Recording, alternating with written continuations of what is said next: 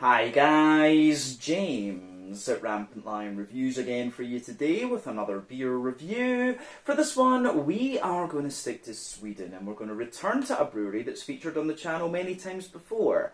I've had some really nice beers from these guys over the years, many different styles, but if people were to ask me about this brewery, I would say that they're best known for their different kinds of New England hazy, whatever you want to call them, IPAs, but the other styles I've tried from them as well have always been very solid, so I could be tempted to describe this brewery as one that is very solid all round. But yeah, I would say that this is one of the Swedish breweries you really need to check out if you're interested in the Swedish craft beer scene. But the beer we're going to have a look at today is one of their latest releases through Systembolaget here in Sweden. It's a style of beer that I very much enjoy. It's one that I know these guys can do very well. The beer itself is supposed to be very nice, and it's also a new version of one that we tried several years ago, I think back in 2017 on the channel, if memory serves me correctly. So needless to say, I'm very, very curious to see what this beer is going to have in store for us. Hopefully it's another good one. Hopefully it makes for an interesting review. And as always, I hope that you guys watching enjoy my take on this one as well. So yeah, for this review then, we are going to head up towards Gothenburg once again. Göteborg, as you would say in Swedish, the Swedish craft beer capital up there on the west coast. Got to get that Gothenburg catchphrase in here to review the Gothenburg beers because it is just channel tradition these days. But for this review, we are going to return to the wonderful OO Brewing and we're going to have a look at the Long Boil Barleywine. But this one is a wee bit different. This was a 2020 brewed version that has been aged in bourbon barrels and released in 2023. So it comes in at 13.6% ABV, and as the name suggests, this one is a barley wine, an American style barley wine. So yeah, we reviewed the bourbon barrel aged version of the Arctos Imperial Stout a few videos ago, and like I said, I reviewed the original, or one of the one of the releases of the original, if we can call it that, Long Boil Barley Wine back in 2017 or 2018 here on the channel. So yeah, this should be quite interesting. This beer was released as part of the Tillfälligt temporary assortment through Systembolaget here in Sweden in April of 2023. I forget the exact date. I think it might have been the Friday just before I'm filming this one actually, so yeah, the very, very end of April, like the 28th or something like that. But yeah, definitely cool to return to this beer after a number of years and to see what the bourbon barley aged version is like, because I know these guys can do some very, very nice barley wines actually. But let's crack on with this one then and see what it's all about. So, as always with my reviews then, I'll tell you a little bit about the brewery before we taste the beer. If you want to get straight to the tasting though, just fast forward.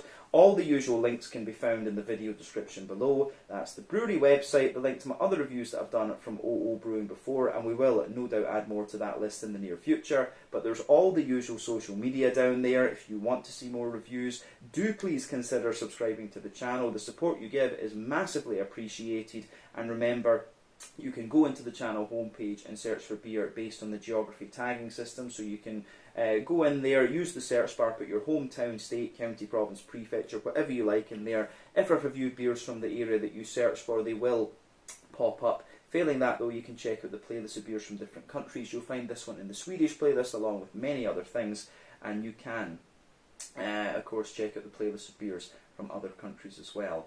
But yeah, let's go on to my brewery notes then, and I'll tell you a little bit more about OO Brewing once again.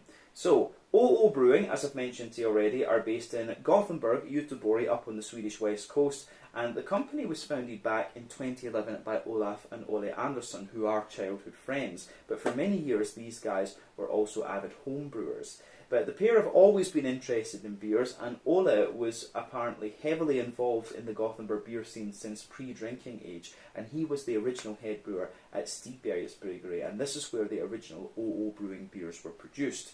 Ole is quite a legendary brewer in Sweden when it comes down to it. He was the one that created the Amazing Haze and the GBG Beer Week beer for 2016, which were released at this kind of roughly around the same time, but he created the Narangi as well, and these are 3 of the 4 or 5 kind of legendary Swedish New England IPAs. So Ole Andersson was one of the ones who really got this style off the ground in Sweden, I guess we could say. But while Ole is taking care of the brewing side of things, Olaf manages the business side of the brewery. He worked for quite a bit of time in Copenhagen for a magazine over there, if I remember correctly, but he has now relocated back to Gothenburg and is dedicated full-time at OO Brewing. But these guys say that they just want to make beers that they would enjoy to drink themselves. But the turning point for this particular company came in April of 2017 when Ole left Stigbergets Brewery and invested his time fully in OO, and the company invested in a new facility in Hisingen near the Tingstedt Bridge. And this is equipped with a 2,000 litre brewing system, and it means they can brew up to 500,000 litres of beer per year.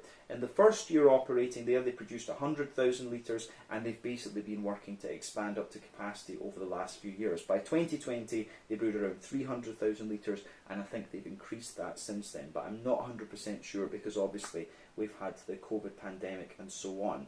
But quite recently they took over the premises of the Bang restaurant, which is also their new tap room. This opened in the summer of 2021, and in the more recent years they've just been trying to kind of get through the pandemic, developing new recipes, releasing new beers, and as of April 2023, when I'm filming this review for you, these guys have produced around 105 different kinds of beer according to Untappd. Some of the ones that I would really recommend you try from OO Brewing would be, of course, the Narangi, which is one of the classic releases, the Mussels and Evergreen, those are lovely West Coast IPAs, the Pilsners as well, Pivot Pils is a very, very nice one, and then you also have the kind of bigger boys like this, the Arctos and the Long Boil Barleywine. But these guys, as I say, are a very, very solid all-round brewery, but yeah, Narangi is probably the beer that they are best known for, and that's just because of the nature of the craft beer scene these days. Everyone wants the New England hazies.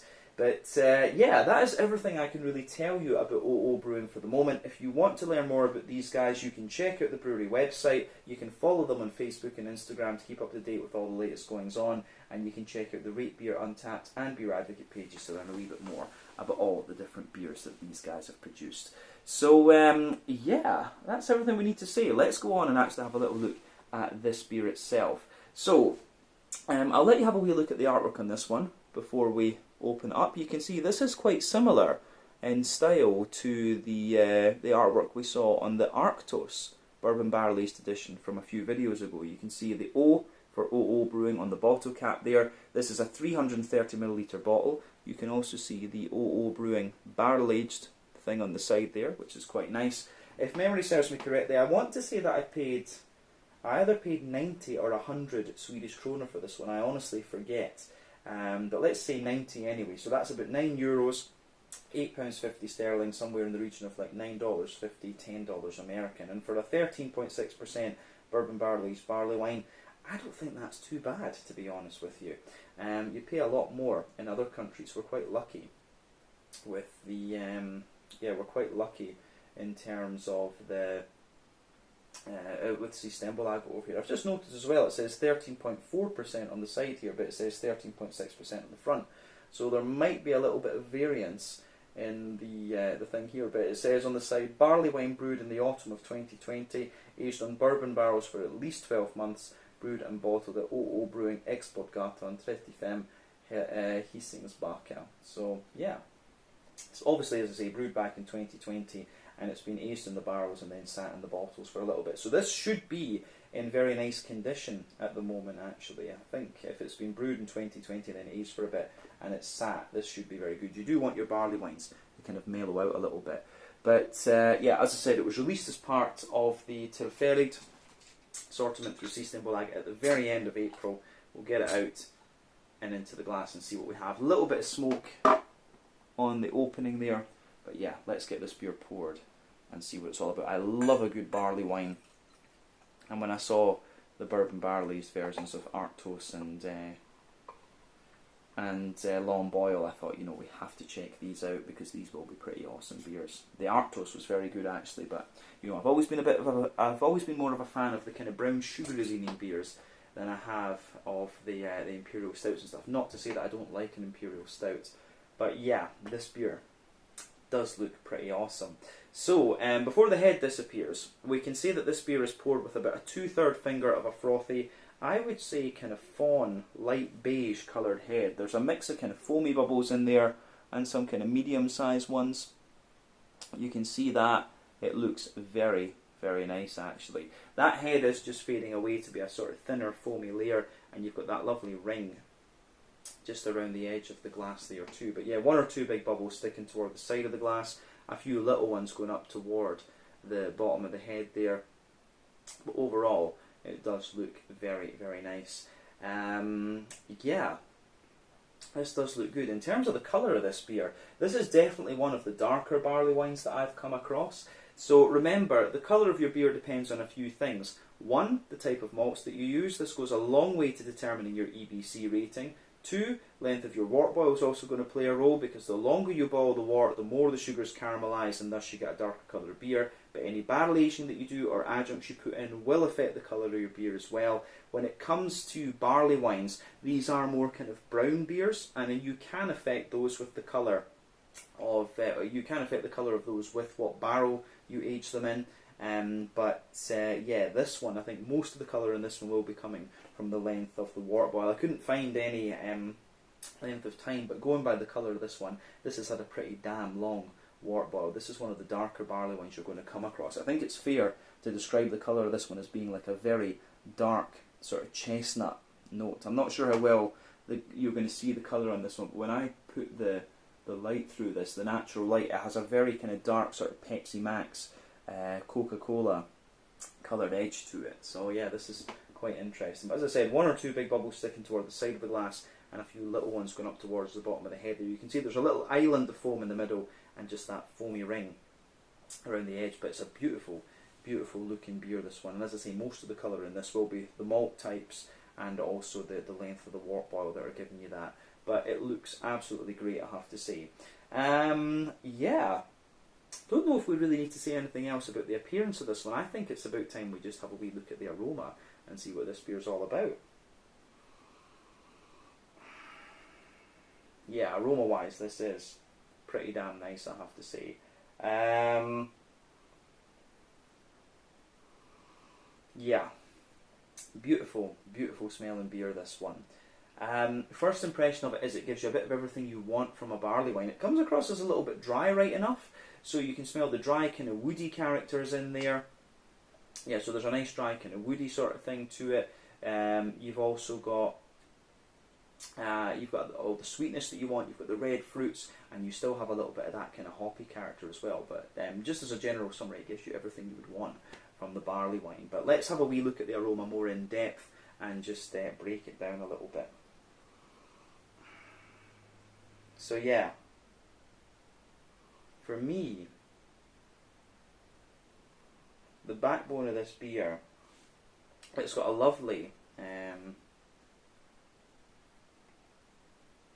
yeah, it has a lovely, you can smell the smooth American oak in this one. And as I've always said, American oak has a little bit of a more smooth character to it than the European oak, which is, I've always found very interesting. So yeah, a lovely kind of smooth American oak in this one. That forms the backbone of the beer. You can smell a little touch of vanilla coming out of it as well.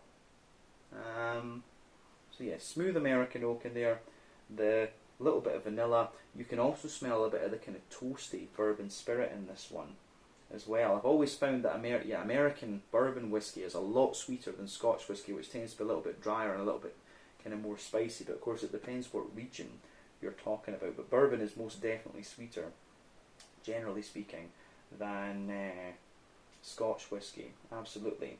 But on top of that, you're getting a whole host of different things. There's a little bit of a kind of brown bready bread crust in there. You've also got a little bit of a more, you've got a little bit of a more kind of, there's a little bit of a rye bready type character, like a caramelised rye bread, but it's also like a sort of brandy soaked, cakey, puddingy sort of thing. Yeah, so you've got a kind of rye bready character. So you've got that caramelised rye bready character, like a sort of brandy soaked sponge cake type thing, sitting above that as well. And then within that, you've got a little bit of a nutty character. There's almost a little bit of a kind of tobacco-y note coming out of this one as well. You know, as I always said, I've never smoked in my life, but we used to use like rolling tobacco for our toxicology labs, and I always loved the smell of the stuff. So it has this bit of a kind of almost like sweet rolling tobacco type note to it, this beer. But then above that, you start to get the brown sugars. There's a little bit of toasty brown sugar in there.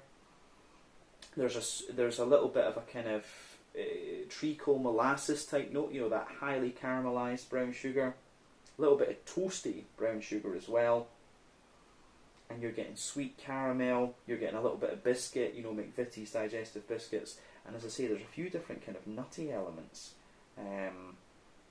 coming out of this beer as well, so that's really interesting in this one.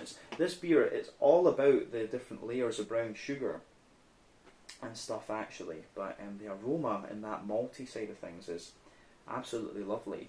And I mean, we have to remember the barley wine is essentially the big brother of the barley wine is kind of the big brother of the double IPA in a sense, but yeah, these beers for me, they can often just be like very, very big malty, brown sugary things. And this is lovely. The malty character, the level of complexity you have within the brown sugars and the breads, and you know, having all these nutty and woody elements coming out of it, it's absolutely lovely. The thing that's interesting about this beer for me though is that I don't get an overly leathery character out of the aroma, and this is usually having these leathery notes is a kind of telltale sign of having a longer wort boil, because obviously it's the brown sugars. But yeah, this is one of the big things to think about when it comes to these barley wines and stuff. So yeah, and when you take the aroma in like quite deeply, there is that more kind of leathery, oily, brown sugary character, but there's a lot of sweetness and stuff above that. So yeah, the way it goes together, I think, is very, very nice, and it gets a big thumbs up from me in that sense. Yeah. I think that covers everything we need to say about the malty side of this beer. So let's have a wee look at the hoppy and the fruity side of things before we taste it.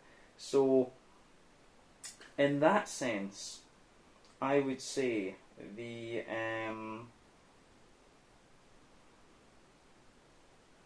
yeah, for me, the hoppy character that comes out of this one, there's a little touch of earthiness in there, not too much. You can feel, obviously, when this beer's been bourbon barrel aged and it's sat in the bottle for a wee while, a lot of the hoppy character will have dropped out of it, but you still get remnants of this. You can feel there's a little bit of there is a little touch of pine resin in there. There's a little bit of a kind of more floral aromatic spice, and you've also got the kind of grassy notes coming out of this beer as well, which is worth noting. You still get a bit of grassy zestness, but you also get that kind of slightly spicy floral aromatic note out of this one. So yeah, that's you definitely get all of that out of this one. So that's, for me, that is really quite interesting. Yeah, it's interesting that these hoppy characters can stick around for so long, to be honest with you.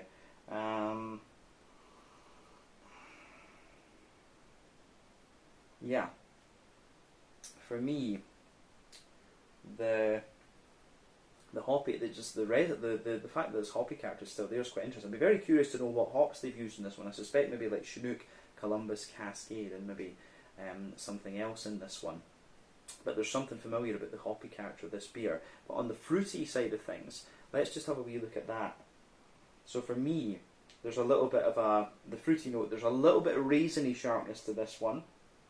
But then of course you get the plums and the drier prunes underneath. So yeah, raisin, plum, prune.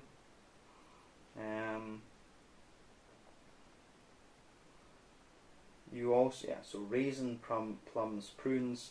You also have this little bit of, there's a little bit of, there's definitely figs in this one, but I'm also getting little bits of sultana, you know, oily pear and things like that. But figs, black currants and blackberries all coming out of this beer as well, actually. So yeah, the way that everything goes together in this beer, I think, is very, very interesting. So he gets a big thumbs up from me. Yeah. Interesting stuff. I think that's everything we really need to say about the aroma of this one. So let's get stuck into it and see what it's all about. So yeah, this one is the Long Boil Barley Wine, Bourbon Barrel Aged Edition, brewed in 2020 but released in 2023, 13.6% ABV, a Bourbon Barrel Aged American style barley wine. I should point that out as well. English style barley wines, they tend to be a little bit drier and more toasty. The fruits are a bit drier. American barley wines tend to be a bit more oily and sweet, and the fruits are a little bit more kind of red and berry leaning. We should have said that a bit earlier on in the video. But let's try this one and see what it's all about. Slàinte, skål, cheers.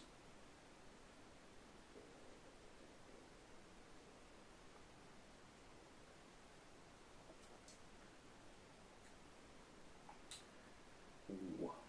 I'm just going to say straight away, beautiful, beautiful beer. Brewing have done themselves proud with this one. Yeah, this is lovely stuff.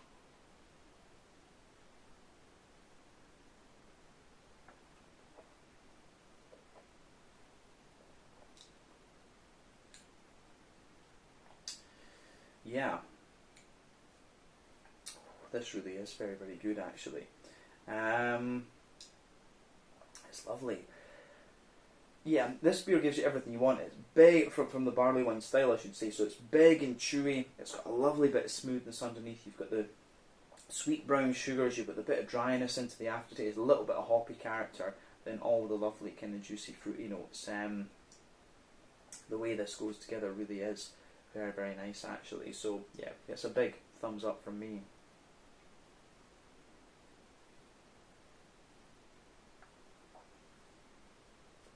So, yeah,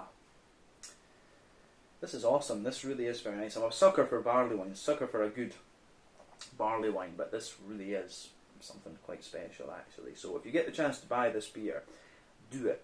Really do it. This is very good. This could well be some very, very good beers from Brewing over the years, but this one I think is pretty damn. It really is pretty special actually.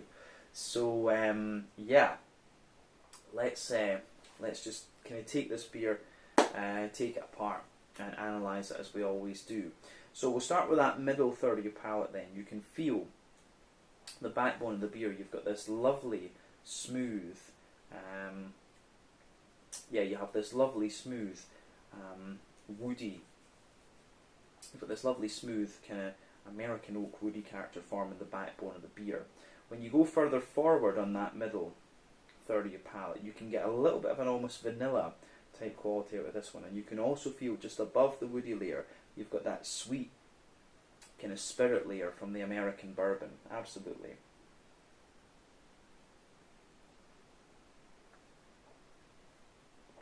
So, on top of that, you have a little bit of a kind of brown bready bread crust, and this forms the base of the malt layer.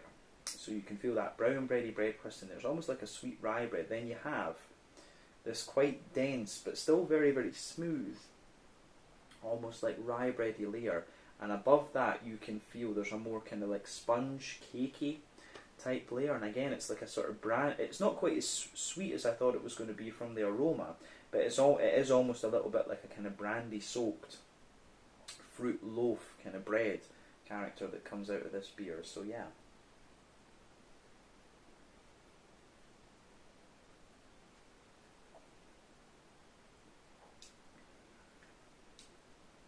So yeah, denser kind of rye bready note, but still very smooth.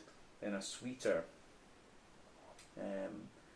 then a kind of sweeter, kind of brandy soaked brown bready character sitting above that. Within that kind of brandy soaked brown bread character, there's a little bit of nuttiness coming out of the beer, like it's almost like a kind of praline or something like that. Yeah, I think praline's a good way to describe it actually. So you can feel that further forward on the palate too. So yeah, you've got the vanilla notes and the woody layer, you've got the kind of praline notes and the kind of bready, cakey layer, but then above the bready layer, you start to get the, you start to get the kind of brown sugary notes out of this one. So you can feel the base layer of the brown sugars, it's very, the base layer of the brown sugars is like really leathery, and as I've said, that's a sign that you've had a longer wort boil, so you absolutely get that in this one. That lovely leathery kind of brown sugary layer is sitting there, and then above that you start to get the other things. So there's a kind of sweet caramelly note above the leathery brown layer. You have a toasty caramelly note, then you get like a sweet oily caramelly note, and in the very, very dead centre of that middle third of your palate, you get a kind of treacly molasses quality. Then you've got the kind of McVitie's digestive biscuity notes coming out of the beer. So yeah.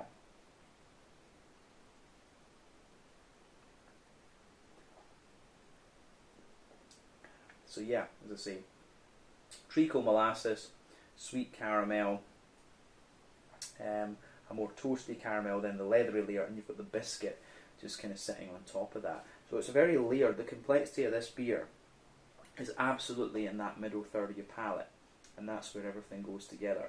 So yeah, let's have a wee look at the let's have a look at that middle.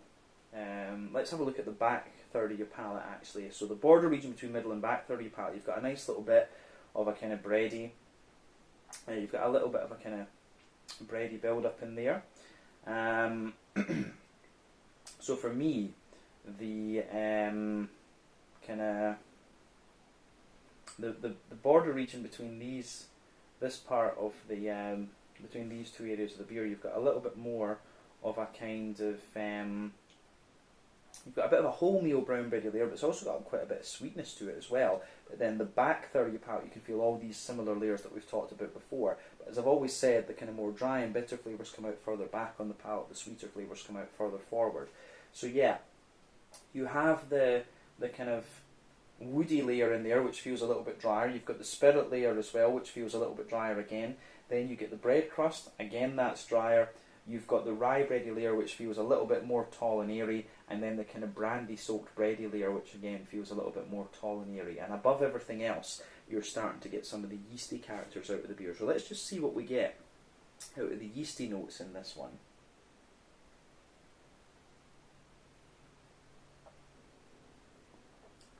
So yeah, the kind of yeasty notes that you get out of this beer, they are very light and brown bready. There's a little bit of an almost kind of farmhousey character to this beer as well. In that sense, you've got this farmhousey, very light and sweet brown bread. Definitely a bit of honeycomb in there, one or two little nutty and woody elements as well. As I say, that just sits above everything else on that back third of the palate in the beer. But definitely, you can feel the back third of the palate. The flavour is taller, and as you move further forward into the middle third of your palate, everything just kind of squashes down and condenses together actually. So yeah, you can feel that the difference in the kind of difference in the density of the flavours, I guess we could say, between back and middle third of your palate. Let's focus on the hoppy side of things. Now, as we said earlier, a lot of the hoppy character in this beer will have dropped out because it's a barley wine. It's been aged for quite a while in the barrel and then left in the bottles. So yeah, what you'll find is that the mouthfeel on the edges of your palate is very smooth, but there are still the remnants of some of these flavours. So in the back corners of the palate, you do have a little bit of earthiness, and as you move further forward, you get a little touch of herbal character, and as you push toward the kind of front corners of the palate, it's a little bit more kind of floral and aromatic, but round the front curve of the tongue, it's a wee bit lighter and more grassy. So we'll see with this one, but very, very smooth actually. The grassiness doesn't have too much in the way of zestiness to it, and the floral character is very smooth and kind of muted actually. So yeah, that really is very nice with this one. It gets a big thumbs up from me. Yeah, I do like how the green component goes together. It just adds a little bit more depth to the beer, but it's not playing such a big role in the overall flavour of this one. So let's round off the tasting part by having a look at the front third of your palate then.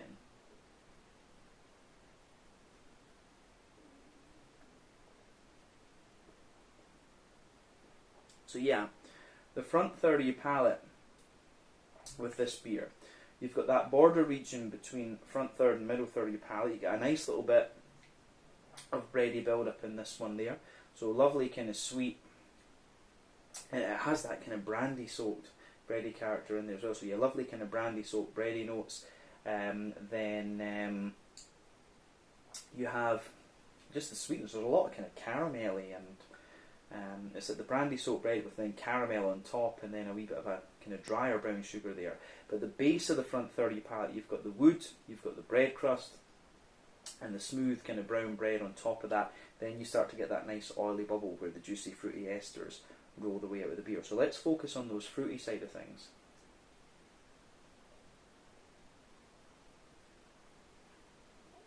So the fruity side of the beer. On top of that, you have you've got a nice. You have at the top. You have a nice. You do have a little touch of a sharp raisin, but for me, there's a bit of juicy plum underneath. But then you really start to get the prunes, and then going further down, you get a lot of like sultana, dry white green grapey characters. And as you move further forward, there's a bit of oily pear in there. And as you reach the middle of that front third of your palate, it's a little bit more figgy. So a lot of dry fruit coming out of this one actually. The fruity character in this barley wine is a little bit more English. The malty side of things is absolutely American, but the fruity side for me is a little bit more like a kind of English barley wine. I think that's a fair statement to make. So yeah, absolutely. A little bit of a, as you reach the middle of that front third of your palate, there's pear in there, there's a little bit of fig, and then as you reach the kind of front half of that front third of your palate, the oily kind of pear and fig and stuff lingers there, but there's maybe just a little touch of like a black currant and a very slight blackberry on top of that. But the more that I drink of this beer, it is more about like an oily pear, sultana, prune type thing. It's a lot of the dry fruity characters that you're getting out of this one, but it's very, very sweet, and you get more and more of the kind of brown sugar the further into the aftertaste you go. It's a mix of like highly caramelized brown sugar and just very, very slightly toasty type things as well. But as I said earlier, this is a beautiful, beautiful beer, and potentially the best one that I've had from OO Brewing yet. But I think we can leave it at that for the tasting side of things. Let's just round off this review with a wee look at the mouthfeel. So for me, mouthfeel wise, this beer, full-bodied, I think somewhere in the middle range or bottom end of full-bodied. The carbonation is very, very smooth. It's got a big oiliness to it, which obviously you would expect from this type of beer style. Big, thick, oily type character out of it. In terms of IBUs, it's a little bit hard to say because you do get a wee bit of dryness in this one, and there is a wee touch of bitterness. I mean, barley wines are always difficult in that sense. This beer maybe has about 40-ish or 50-ish IBUs, but obviously a lot of that bitterness has dropped out over time, and the longer you keep this bottle, the more that is going to drop out. So I don't think worrying too much about the IBU level in this beer is a bit folly, to be honest. But the malt base, as we said, there's a bit of dryness underneath from the wood, you've got a bit of smoothness in the middle, and you've got a lovely big sweetness to this one. The fruity character as well. For me, it's mainly oily, but you get a good little bit of dryness out of that later on. But yeah, the way the kind of fruity side of this beer goes together as well is just great. But overall, this is a lovely, lovely beer. A very, very good barley wine, generally speaking, and potentially my favourite beer that I've had from OO Brewing thus far. And that's quite a heavy statement to make, actually, because I know this brewery is very, very solid all round. But this is a lovely, lovely barley wine, and one that I would recommend you get a hold of if you get the chance. Buy a couple of bottles, age them a little bit, let them sit, and just see how it goes. But this is one that I really wanted to try and get the review out there on the channel, which I'm sure you guys can understand.